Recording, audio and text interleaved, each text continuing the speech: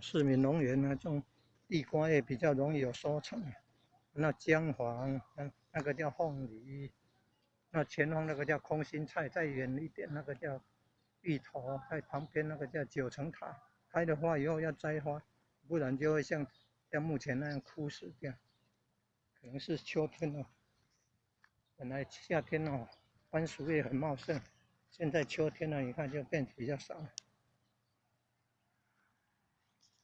另外还有金银花，金银花，忍冬你看要用竹竿让它爬上来。还有这个叫红花八生菜，红灰八生菜，过头脑帮助头脑的。前方红红那个叫洛神花，洛神花后还有紫色叶子，那个是一种地瓜哦，那个地瓜叶补血的，你看。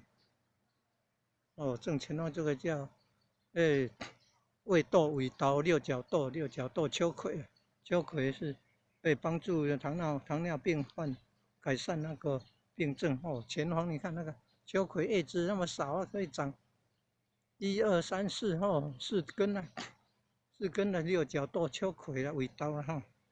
哇，那你看那个番薯长那么茂盛了，是人家那个丢掉的番薯藤哦。